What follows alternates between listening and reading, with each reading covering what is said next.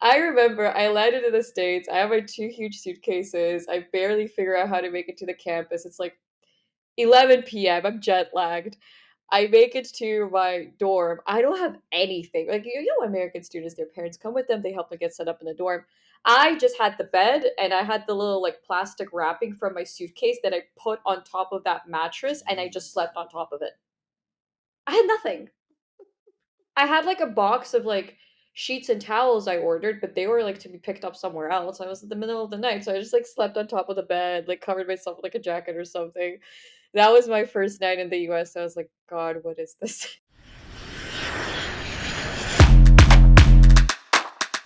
Have you ever wondered what it's like to leave behind every single thing you know and start a new life in a foreign country?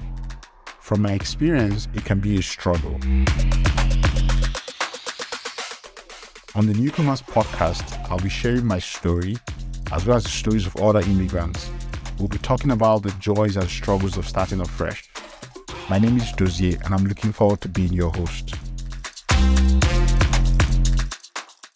Hey everyone, welcome back to the Newcomers podcast, where I chat with immigrants like myself about settling into new countries. Today, I'm with Nino. How's it going? Good. How are you? I'm all right. Pretty excited to do this with you. Yeah. Especially because you run something called Immitracker. I want to understand a bit more Yes. about it before we even get into the questions. Oh, sure. Yeah. So essentially, I'm the co-founder and CEO of a company called Immitracker. Essentially, we're an immigration application tracker and service Mm, marketplace for immigrants relocating to leading countries, with our current focus being Canada and Australia. So, okay. what does that mean? Essentially, if you're somebody that's gone through the immigration process, you kind of know that it's a black box. You send off your papers, and then you kind of sit there and hope and pray the government's going to get back to you at some point. And what we built is what we like to call a tech powered but a community driven platform. Okay. Essentially, that we have the technology that enables people to enter their application like anonymously, and Mm, then they can use this tracker to understand their processing timelines, get analytics, understand how they're comparing to others, and when they can hope to hear back. And within this, we're building a marketplace of services that are relevant specifically to newcomers. So whether it's banks, whether it's telcos, mm. insurance, mortgage, we're aggregating the best service providers that have the best offerings for newcomers in one place and putting it all there for them. That's exciting. I mean, I can imagine how helpful that would be, because yeah, you're right. Like when you put that application in, it's like, okay, yeah, I've done it. I'm just gonna wait. And then you sit there twiddling your thumbs like this, like waiting and waiting. Like you never know what's going on until when you get an email. You're like, and you're always refreshing your email every morning. Like, okay, did they send me something today? Or checking your mail when back in the day it was like physical mail. And I was like, why do Yeah. you people still use physical mail? Horrible. Okay, so let's get into it. I usually like to ask like what's the first night like, but I think I'll just ask you like, so why did you start up something like this? Why did you Mm. start a business like this? I mean, what led Good. to it? No, it's a good question. And I mean, I'll get into this like by opening up my story just a little bit because Sure. I had an ongoing joke at some point that I was essentially like a serial immigrant because I moved to three different countries in less than 10 years. And that was a pain. And I did paperwork for each of those countries. So first I moved to the US and I had my study visa. Then I moved to South America, Colombia on a company-based work permit. Okay. Then I moved to Canada on a company-based work permit. And then I went through my immigration process in Canada by myself. So that's a lot of paperwork I was Yeah. handling over the course of a few years, and especially when it came to my own permanent residence application, I had no idea like how long it was going to take, and I became really passionate about the immigration process during that time because it was just so complicated. So I started my first business, which was just it was an employment service marketplace essentially to help people connect with employment opportunities in Canada. Then I merged that business into this current one where my co-founder and I are doing both the marketplace of general services for immigrants and the tracking. And why specifically the tracker? So I've actually used this product before. It was built by one of our advisors. We acquired it. We're building it into a startup now, and I was one of the users of this thing when I was applying for my permanent residence, for Mm, my PR card, and for my citizenship. So I know exactly why it's helpful, how it supported me throughout my process. Where I was sitting there like this, like when am I going to get my papers? And then I was like, okay, everybody's taking this long. It's fine. Calm down. And it really helped me give the peace of mind. yeah. I mean, that's key. So kind of digging a bit into, you moved 3 countries in 10 years. Yes, that's Okay, correct. let's go back to the first one. Yeah, it wasn't planned, mind you. Like, I wasn't like setting out being like, "Oh, I'm gonna country hop right now." Like, that wasn't the plan. Uh, yeah, I'll start. So I don't know how young you were when you moved. I was 17, Mhm. starry-eyed, sold on the American dream, as many of us have been. And growing up in Georgia, back in Eastern Europe, we all like for us, the epitome of success, the kids that wanted to go abroad was like to get into a good American university, right? Like, Okay. and it was highly competitive. Like they said, we're talking about smart kids here with really good SAT scores, Mhm. perfect English, lots of extracurriculars. Like if we were American based, like we would have done phenomenal, but we had to Yeah. compete with this very, very like competitive pool from all over the world. Yeah. So I got lucky enough to be accepted to a university that gave me a scholarship. And there I was, two suitcases, like study visa, flying over to the US. But obviously, when I was making this journey, I was thinking of building a life abroad because I Yes. was already kind of sold on the idea of I'm looking. Maybe I would go back to Georgia one day, maybe not. I didn't know, but Mhm. I wanted to build something abroad. Yeah. So that was step one. Step two is I'm not sure how familiar you are with the complexity of the US immigration system, I but don't. it doesn't really favor immigrants that Mm. are doing things. Actually, it doesn't favor any immigrants, but it especially doesn't favor immigrants that are doing things like legally, like going through education in the US and like getting a I had a job offer, a good, well paying job offer. I had a company that was sponsoring my work visa. And it's still a lottery process that you have a 30% chance of winning. Mm. So didn't get the visa. And they were like, well, two options. Either you quit or we relocate you somewhere we can get you a visa right now. And that's how Colombia happened. Mm. Relocated to Colombia on that visa. And then they brought me back to North America to Canada on another visa. And that's essentially a summary of it. How? So let's talk about that 17-year-old Nino flying into the US. Like, what was the first week like? Like, So it was interesting because when I was a little kid, my parents lived in the US for a year, and that's where I picked up my English. That's why I don't particularly have an accent. Like I knew I was lucky from that point of view. Then I went back to Georgia and fully like grew up in Georgia, finished school there, everything. mm, But I thought to myself that I had a good understanding of the American culture. Like I read books in English, I watched like English is essentially my first language. I watched movies, all of that.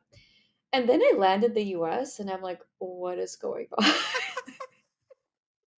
Like I understand everything perfectly. Like on paper, I understand it. But the actual experience of, for example, of walking into a real Walmart in a rundown city, that is never transmitted through any TV show. I was like, what is this? What are these people? Why is this place so strange? And I remember I landed in the States. I have my two huge suitcases. I barely figure out how to make it to the campus. It's like 11 p.m. I'm jet lagged. I make it to my dorm. I don't have anything. Like American students, their parents come with them. They help them get set up in the dorm. I just had the bed and I had the little like plastic wrapping from my suitcase that I put on top of that mattress and I just jeez. slept on top of it. I had nothing. I had like a box of like sheets and towels I ordered, but they were like to be picked up somewhere else. I was in the middle of the night, so I just like slept on top of the bed, like covered myself with like a jacket or something. That was my first night in the US. I was like, God, what is this?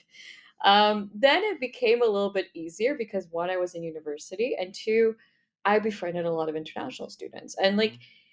it is a trap you fall into as an international student to frequently stick to those of your kind. But I find it that was easier to build like the deeper like Mm. friendships with them because they understood you at a level that although I had a lot of American friends, we just weren't able to connect at that point. Yeah. That makes sense. Yeah, that makes a lot of sense actually. I mean, especially someone who I moved here pretty, I've done all school, done everything, but it still feels like when you meet your fellow immigrants, they just get you. Yeah.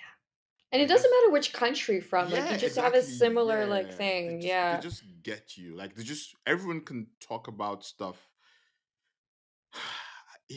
I don't know if there's a theory or a term for it, but they just get you. And I can imagine for students who are pretty much younger, it's even more 17, important. Yeah, 18. it's even more important at that age because then you're struggling with like who am I in all this going on here? Like 'cause everything's moving so fast for you, and you're like, okay, I'm just gonna go to the safest harbor I can find, which is usually people who, when I say to them like, I'm struggling to understand why Walmart is like this, they're like, yeah, me too, I am. Like, like you're just walking in and you're like, what is going on? Why is this like so weird? And then there's a lot of like, I don't know, there's like customs and things like that. Like again, I'm very deeply ingrained in the American culture. I understand it very well. I just don't know if I fully applied it to myself like Mm. 100%. When did it kind of first hit you that you aren't home? Like when did it first hit you? Probably when I was sleeping on that mattress that was covered with the plastic wrap.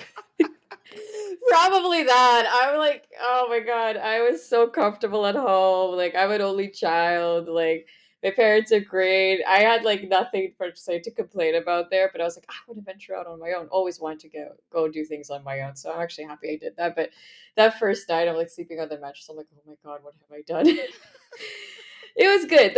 I think the first 2, 3 days, especially because international students had to show up earlier, so I didn't know anybody and we arrived early. I think those were the toughest ones where I was just like wandering around, being like, what is happening? Mm, But then as soon as I started meeting people, I realized there's other people going through the same thing as me. And then like more people started showing up, like just general students.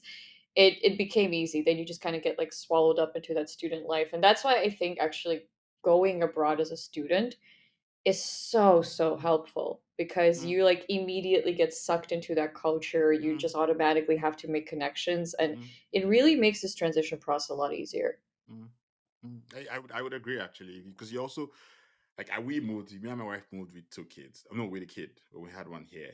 Just moving with a Mhm. kid changes the game for you. So difficult. Like you okay, yeah, I need to find school for the kid. You're worrying about how's the kid settling in. Okay, Like, how are they gonna make friends? yeah, Like, are they gonna fit in exactly. culturally? Yeah. Yeah, because and then we had to move schools like two times for him because we stayed in a friend's house first, and then he loved the school. We had to move to another school because we now got our own place, and then he had to now leave his favorite teacher that he had just found to go to a new Aw. class and get in there, and then he struggled there for a while. Then we now moved after a year to Calgary, and he had to move schools again.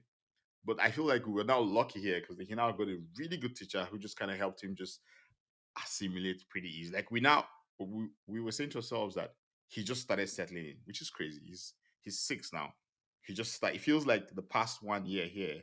That's when he started settling in. No, that's exactly how it was. And actually, it's funny that you brought up the age. So the when I moved to the States with my parents, I was 5. So I did like the tail end of kindergarten and first grade in the Mm. US. And then they brought me back to Georgia. I was like, I don't even speak Georgian anymore. Like, I completely Gee. forgot it. Like, Georgia is a completely different language, right? A different alphabet. Mm. So, my mom literally had to sit down 2 weeks before the start of second grade in Georgia and teach me the goddamn alphabet. I couldn't speak. Whoa. It was like a double like immigration as a kid, and I think that had a very huge impact, mind you, because I learned English at that age. I think like I actually think more and write more in In English than I English. ever did in my native language after that experience. Yeah. It's interesting how the things we Yeah, expose kids to changes how their life. fully. And funnily enough, I went back to the same state that I went. So I lived in Boston, Massachusetts, and then I went back for university to Massachusetts. So it brought me back. Yeah. It kept on calling you all that while. I was like, hey, come back. Nino, come back. Actually, Come back. it did. I felt like I had something unfinished there, like I was like I then Wow. when I was leaving after, I was like, okay, I did what I had to do here. I went to university, I lived in Boston again, like I closed this. Yeah. So now I was gonna ask you like the cultural differences, but seeing you've moved across from Boston to Colombia to Canada, so have you handled the transitions both from a cultural perspective? Yeah. Because I can just imagine like Georgian to the American, American to Colombian, Colombian to Canadian. Like, what's it Very been like different. all through? Like, that's very interesting. So I like to call myself a little bit of a chameleon, and that's for Okay. two reasons. One, I pick up languages pretty easily, always have. So I actually do speak some Spanish. I Okay. I forgot a little bit now, but I was pretty fluent when I lived in Colombia. And the second of all, it's like Georgians were just such an interesting mix that we can pass off for like many nationalities. So people can't like look at me and go like, "Oh, like you're Scandinavian." Like they can never tell. I get the randomest people think I'm Middle Eastern, Latino, Greek, whatever it is, and I'm like, "Yeah, that works for me. I'm never gonna tell you. You figure it out." So it was helpful for me to kind of blend in Mhm, most of those places. So America, obviously, I went to university there, already had the language, really quickly picked up on the customs, so that was simple. In the States, I actually really started liking Spanish because a lot of people speak Spanish there. I had a lot of Latino friends in undergrad, mhm, still do.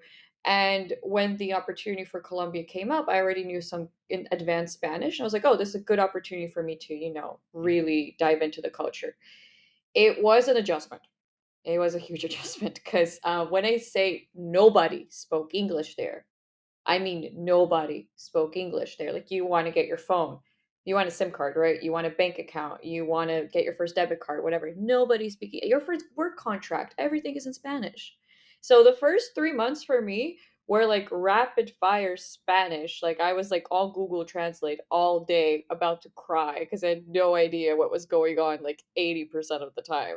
It's not like I didn't speak the language, but like the terminology, like it's one thing when you yeah. learn, and another thing is like specific words. Like, Mhm, I don't remember what a word for like bottle opener was, for example. I remember now, but like I didn't know then. So I was just walking around the supermarket constantly, like Google translating things. And the work culture was very different. In the US, it's very aggressive, it's very direct, it's very like go, go, go. Latin mhm. America's like, calm down. We're gonna go for coffee for like 2 hours. And maybe if I like you, we're gonna figure out how we're gonna work together. And, like, it's just the whole thing. But I would say towards the end of my 1 year there, I was actually very comfortable. Like, I Mm, spoke the language well, I already had a few friends. I actually started learning French there because I was like, "Oh, might as well go explore." And just as I hit that point of comfort, just as I was hitting that 1 year mark, I moved to Canada. damn. I know. Canada wasn't that different, honestly. Like, it was. Have you only lived in Canada, or have you lived in the US as well? No, I haven't really lived in the US. Canada, just Canada, yeah. Mhm. And in Canada, just Calgary or other cities So I too? lived in Ottawa, then we lived in Calgary. But I work in the US. I work with Americans, so I kind of get this difference between the Canadians and the Americans. It is. And I learned the concept of the different work culture within Canada and America very quickly. Americans are very direct, Yeah. Canadians are not. Nah. You can't Nah. just call people out. Let me tell you a funny story. So Tell me. yesterday, whenever I ask my son stuff, he says not really. I didn't understand. I was confused. He's just 6. Then it kind of clocks. They're like, gosh, this boy is going Canadian fully already because he means no when he says not really, but he doesn't say no directly. Like, I was like, okay, this is crazy. Like, do you want this? Not really. He's actually saying no to you, but he's just not really. So he's just Doesn't not. want to offend you. Yeah. I And love I'm like, that. gosh, I'm like, so different. Like, the cultures are so different. Like, No, America would straight up be like, no. yeah. No, I don't want that. Yeah, like America, I would even say, I mean, depending on the states, southern states are a little bit different, but I was in Boston. Like, Boston's not exactly known for Hmm. its gallantry and politeness, so to speak. There's a reason they have a lot of nicknames around there. No, I get it. And the thing is that I was just getting used to the Latin American work culture, which is like also not as direct. There's a lot of conversation, a lot of fluff that you have to do there. And then I come to Canada, which is somewhat like a little bit more of a middle ground, although more Americanized. And it was so surprising to me. I had a situation where instead of my manager expressing something to me that like she didn't like, she went through another manager who she just knew that I had a closer relationship with, so that he came to me and directly told me her concern. She would just give me glares from across the table. And I was like, why don't you just Say it to me. say it to me? Like, isn't that the whole point if you're a manager to tell me that? Like, and she just wouldn't express it. But what I didn't like about that environment, because I worked proper corporate for over a year, actually both in Vancouver and Calgary, they just would always beat around the bush, but they would also go behind you and go complain about you and get you in trouble without telling you. You Yeah. might know what I'm talking about. Yeah. Yeah. Canadians are. That's very Canadian. I mean, I'm hoping that over time, it's just because it's becoming a very multicultural country. Yes. I do think that a couple of lot of that will change or adapt in a way over time. Especially in the cities like your Yeah, Torontos, your Calgarys, your Vancouvers. yeah, Montreal isn't like that already. yeah. Montreal is very European, by the way. So I already, it's know. yeah, it's very They European. have a different approach. So, how easy was it to adopt across these three cultures? Like considering all the changes. I think the easiest one for me to figure out was Canada, only Mm, because I already had both America and Latin America under my belt. yeah. The hardest one was Colombia, because that was just not a short amount of time, Mm, language barrier on top of it. I didn't have a language barrier in Canada or the States. So Canada was definitely the easiest one. And I think one of the things that you touched upon, the multicultural aspect, mm. especially when I moved to Toronto, which is so diverse, I really Yeah, found people that I could call my own. yeah, Yeah, that yeah. really helped. Yeah, I think it was same for us because we lived in Ottawa first. We just had a little community of people. I mean, we had a couple of really close friends, Hmm. and then we moved to Calgary, and it just kind of just clicked. Like, because then there are more immigrants here. Like, I used to joke with Yeah. people that on my street, there's probably no Caucasian on my street. Like, it's What all part of Calgary are you in? Like in which Evans corner? Northwest, Northwest. Ah, Northwest. I worked in Yeah. the Northeast, Barrow Oh, Drive. yeah. Oh, yeah. It's close. That's a bit close to my place. So we usually Yeah. have like I live beside my neighbor on my right is a Nigerian.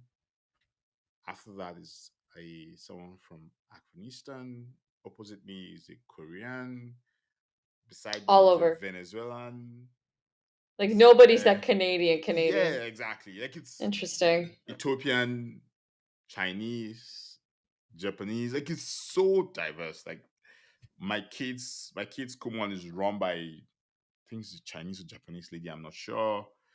The like so it's like we used to joke like my kid's school, the school he is in now.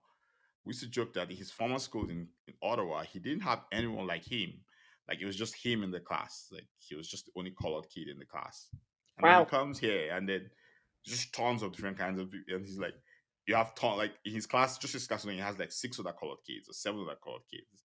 I'm like, that's a huge difference for the child because the child comes in and at least because kids, it's so quick how they pick it up. My friend's kid who's like seven comes back and says, hey mom, I'm brown. And where she's coming from, she's just the only brown kid. There's no brown. There's just we're people.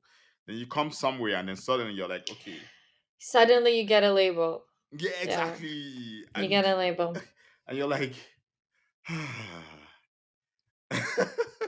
If it makes you feel any better, when I was 5 and my parents, they were first living in a suburb of Atlanta, Athens. I didn't know any English. So they just tossed me into kindergarten with me not speaking a single word. I think I got on the school bus and I saw all these kids. I didn't understand. I think I just started crying. Cause I was this like little girl who like went to a small kindergarten with maybe 10 other Georgian kids, didn't speak any language. And then like I go there and I'm just crying. Like I'm sitting in the corner because I was the only kid that was foreign there. And like it wasn't even a matter of diversity, like at a suburb of Atlanta, yeah, you had like a mix of all kinds of yeah, kids, yeah, right? It was more of like culturally I was the only one that wasn't from there. But then within 2 weeks of me just being there, I picked up the language. yeah. Because that's at that age you just pick it up Yeah, so kids quickly as kids language. roll different from adults. Like kids roll really different from adults. Yeah. So, what's been your biggest culture shock so far? Well, the work thing has definitely always been a culture shock, like how different countries work. I think another one is we touched about this in the beginning is friendships and the depth of friendships that you can Mm, get. mm, So I've I have close friends, mind you, from all over, right? Like I have Americans, I have Canadians, I have people that have moved, I have people that are all over the world, Georgians, Latinos, whatever. But my closest friendships, like the people that I talk to frequently, are all of the people that have the similar background to me. In the sense that like they're not from my country necessarily, but Mm, we went to university abroad or we immigrated at a certain age mm, or like it's just something about like we understand supporting each other yeah. that I haven't been able to get that support from people that are from here. And it's not necessarily that they don't want to give it, they don't understand how to have that depth of a friendship. Yeah. Yeah. I mean, I'm just thinking back of my 2 years here so far, and it's pretty similar. You meet a fellow immigrant, and you all just understand. Like it's just an unspoken thing of like I need like if you have a close friend who's doesn't matter which country they're from, but you're like, I am dealing with things coming crashing down. Hmm. And frequently you guys are alone here. Okay. You came here with a family. Many of us just come here entirely on our Yeah. own.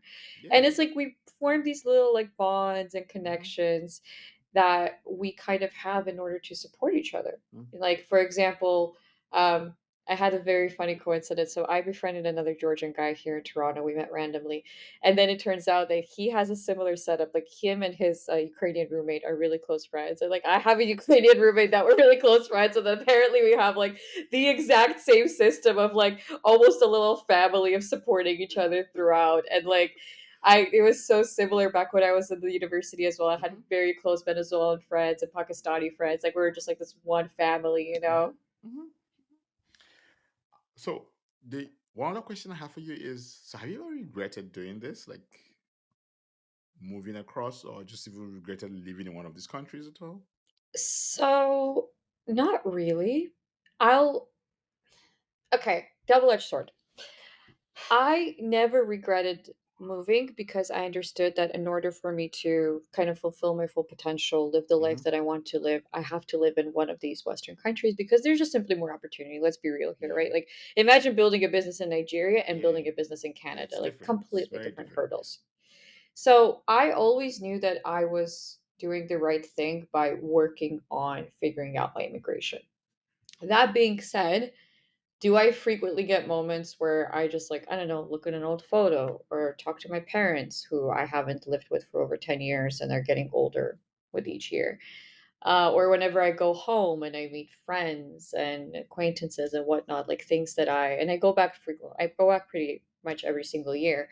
I still have a life there that I kind of nurture a little bit every time I go back and then I leave it. So that has always been a balancing act for me because I always thought, what would a life have been like if I'd gone back? Or like, what would have been like if I had stayed and kind of, maintained something Yeah. that I already had there rather than like, fighting for every single thing here. Hmm. Hmm. And it's not necessarily a regret, it's almost like a wistful thought in the back of my Yeah. head. Yeah. Yeah. Because and it's a question you're never going to fully answer. I think. Yeah.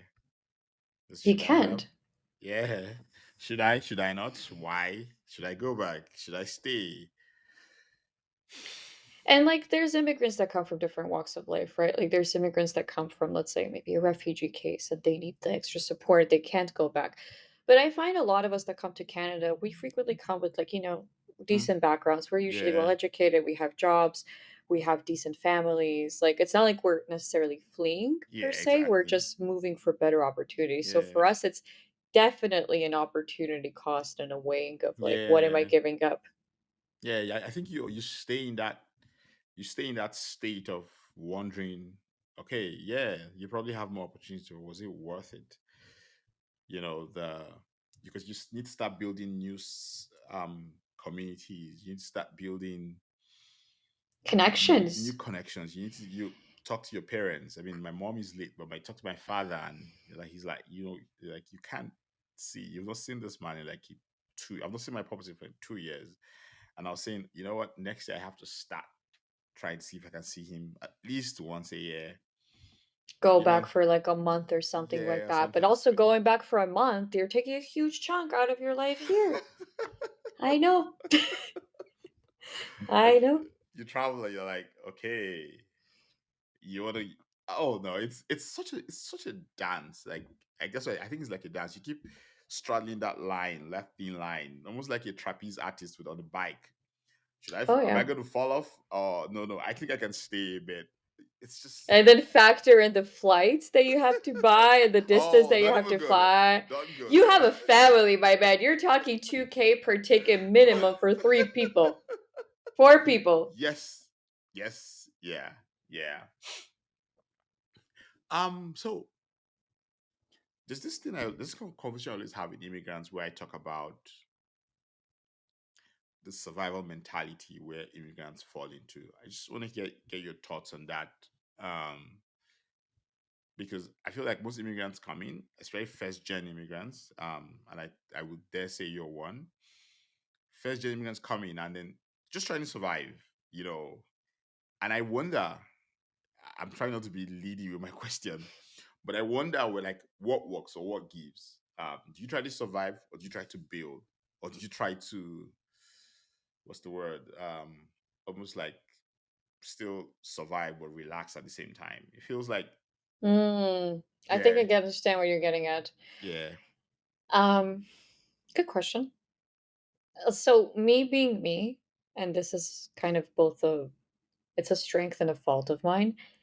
I don't really like acknowledging weakness or talking about it. For me, it's always like go, go, go. And like that makes sense. Like, I'm in Yeah. startups, like I even when things are things are complicated enough as an Hmm. immigrant living abroad when you're Yeah. figuring things out. And I just go ahead and like go like, oh, let's set some fire to this and also quit my job and go freelancing and start a company that I have no guarantee is going to work out. Like, it's Yeah.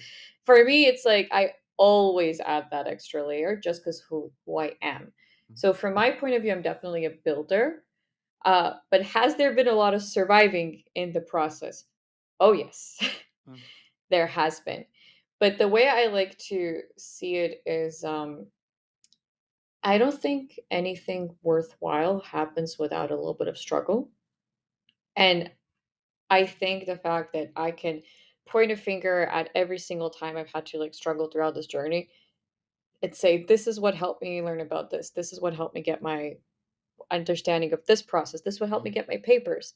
I think it helps me value a lot more the point that I got to. So Hmm. there was a lot of surviving along the way, but I still consider it building. It was building my career. It was building my startup. It was getting my paperwork. The whole time I was building towards something. Hmm.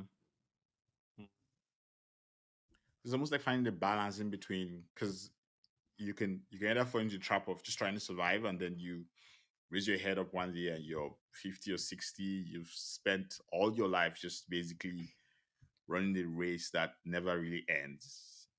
It never ends. You're always going to find the next milestone. Listen, you can stabilize, right? Like I made a conscious decision to not be as stable right now because I'm working on something I'm very passionate about. But I could, I have a degree in tech, could have a tech job, I could be stable. But like, I will most likely, unless I make a very huge amount of money, I will most likely still not be as stable as somebody that was born and raised here, right?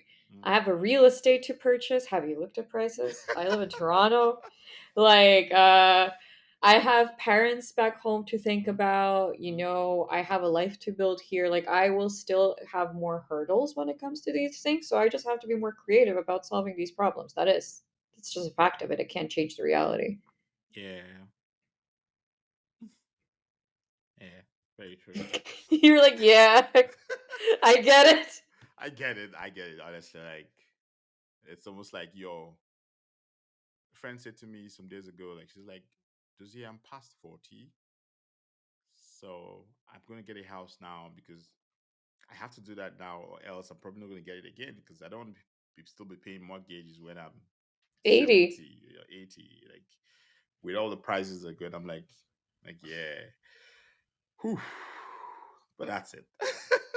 No, it's that. Listen, that's just the tip of the iceberg, right? Like you're dealing with things as like like you moved with family. Most of us we're trying to figure out career, real estate, um, personal life, everything at the same Yeah, time, while also being living in a melting pot and being a melting pot yourself. yeah, Like it's all like every single problem you tackle creatively, yeah. essentially. Now, considering how often you've moved across countries and lived in different cities, do you think you ever stop feeling like an immigrant? Or just from your experience, where you are right now? It's a very good question, honestly. I don't even know what I feel like anymore. Like, I think my friend and my Georgian friend and I were joking about this the other day. There's a song that goes like everywhere I go I'm a foreigner. So whenever I go back home, I'm not necessarily Oh 100% Georgian anymore. gosh. Like, listen, I've been gone since I'm 17, right? Like I do not necessarily think like they do. I can turn it on, but Mm, by default I don't anymore. mm, Here, I would say I'm pretty Canadianized at this point. I have no trouble fitting in, but I definitely do some things very differently, have different mm. value systems for me. So I think I'm like a 50-50 mix of like being Canadian and being Georgian. And I think I'm not 100% here and 100% there Yeah. either. But I'm comfortable living here, which is all that matters. So to answer your question in a long form short, I think you're never gonna stop feeling like you're a little bit different, but I think that's also fine because do you want to fully kind of shut down that part of you? Yeah. Because I know people that have done that. I know people that have fully shut down a certain aspect of themselves that is the original country that they came from and 100% dove into being American or being Canadian. And they're much more ahead of it than I am, for example, than they're much more Americanized or whatnot. But like, is it worth it? I don't know. I Yeah. think you bring unique perspectives. Yeah, I agree. I mean, I agree. It's just that feeling of is it empty? It's almost like there's always like a space in you that feels like it's never really filled up. Because then you've left home. Like I was in Nigeria and like late last year, and I was struggling with a couple of things. I'm like, yo, you shouldn't be doing this. You've lived here, like you were born here. But then you just sort of know that you're not really there anymore. But then it still calls on you. Elections are happening. You're thinking about what's going on in your country. And you come to Canada. Okay, this is home now. But still, you still feel like you're not there. You're here, but you're not here. And it's just that Don't even get me emptiness. started about the politics aspect of it. Like, though that is an entire like Pandora's box we're not going to open, because I read the Georgia news, I get triggered, I put it down, and like, listen, I'm involved in Canadian news now. I read about it. I can finally vote. Like, I care, but I think the trigger that happens. Yeah. It doesn't happen to me here. I agree. Like, there's certain things when I read Georgia news, I'm like, oh my god. Like that trigger, I don't know if I'll ever have that kind of trigger for like I care about Canadian politics quite a lot these days, but nothing like whenever I read news about Eastern Europe, I'm like, oh yeah. Yeah. Okay. So like the last question I have for you is like, what's the one thing you'd have done differently when you look back on your journey so far? Uh I actually have thought about this a lot myself. So if I don't know if I have like a no, I have an answer.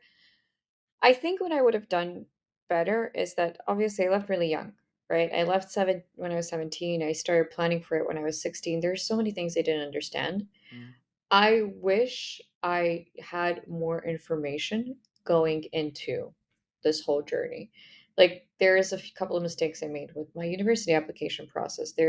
I think maybe choosing America initially wasn't the best option either.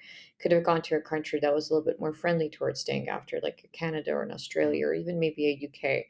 mm. And I think that being so dead set on the American dream, because like I said, how we grew up, that was what was Yeah. sold to us when we were kids, that really informed a lot of my decision making at the time, which I'm not sure was the best track. Do I regret going that way? No, because I got a lot of valuable experience out of it. But would it have been a little bit easier for me if I had maybe come to a university starting in Canada immediately and stayed here? I think so. Mm, Because I think it would have helped avoid that huge chunk of struggling and moving around in the mm, middle.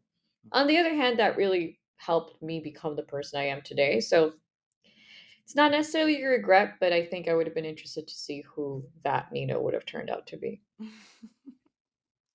Yeah, like they say, like every path is a choice, right? You take a path and everything just changes, and then you just accept the path you're on and just leave it. Yeah, exactly. All right. This has been amazing. Thank you so much, Nino. No Um, problem. I loved chatting with you about this. No, it was a great conversation. Thank you. Yeah.